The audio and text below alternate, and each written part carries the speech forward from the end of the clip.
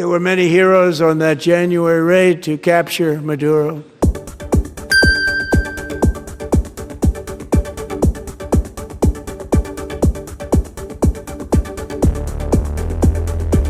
The ceremony begins not just as a military recognition, but as a story carefully constructed around bravery, danger, and national pride.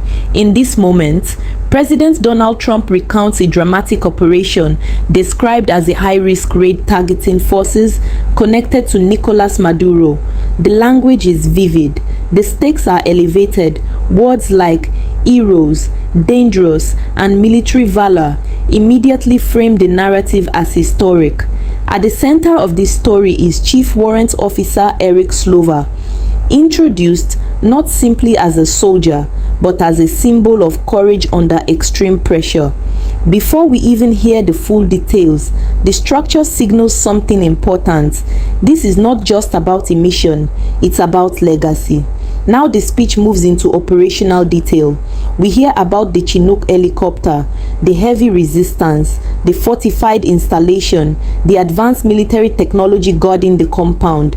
This shift matters. The story transitions from symbolism to action.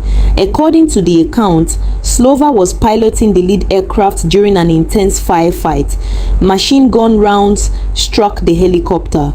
He himself was severely wounded. What makes this moment powerful is not just the injury, but what happened next.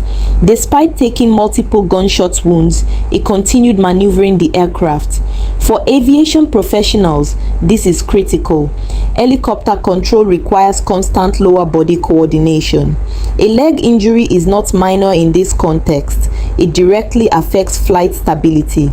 The speech emphasizes this physical reality to heighten the sense of sacrifice. The message becomes clear. The mission depended on one man's ability to endure pain long enough to complete the landing. There were many heroes on that January raid to capture Maduro, really great heroes. It was very dangerous. They knew we were coming. They were all set. But the deeds of one warrior that night will live forever in the eternal chronicles of military valor.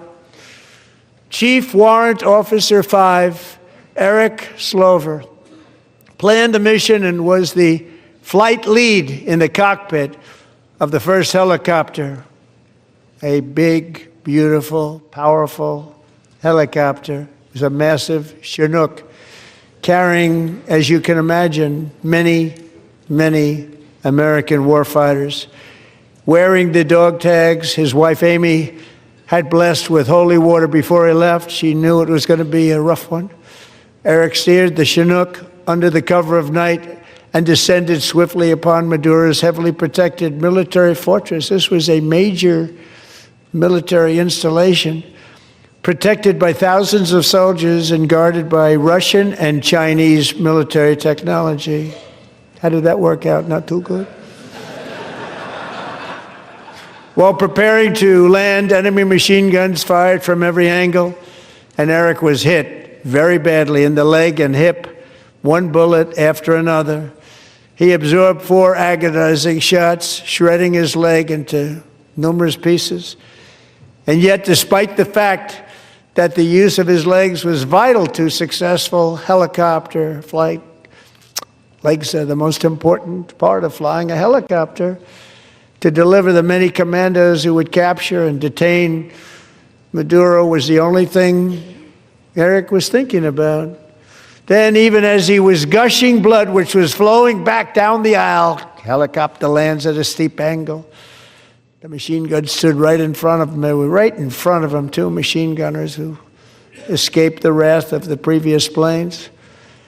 Eric maneuvered his helicopter with all of those lives and souls to face the enemy and let his gunners eliminate the threat. Turned the helicopter around so the gunners could take care of business, saving the lives of his fellow warriors from what could have been a catastrophic crash deep in enemy territory. Only after safely landing the helicopter with all the warriors aboard in the exact right spot, which was vital to the mission. We probably would have had to maybe cancel the mission if that didn't happen. Eric told his co-pilot, also wounded, but not as gravely to take over. I'm about ready to pass out. The success of the entire mission and the lives of his fellow warriors hinge on Eric's ability to take the searing pain. It was unbelievable what's happened to his legs of the bullets and keep on flying and landing, and people knew what was happening. Everybody in the back of the helicopter knew because they saw the blood pouring down the aisle.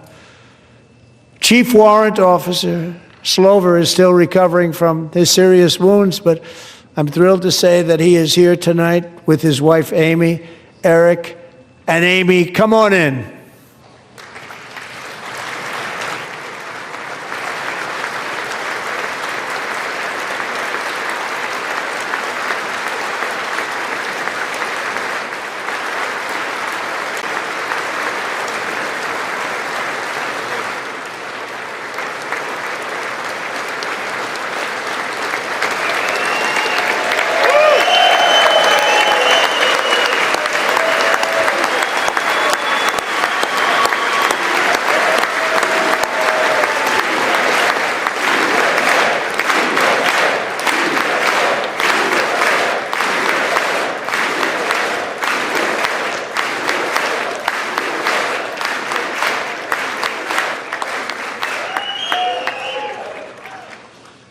So we have a surprise for Eric and Amy.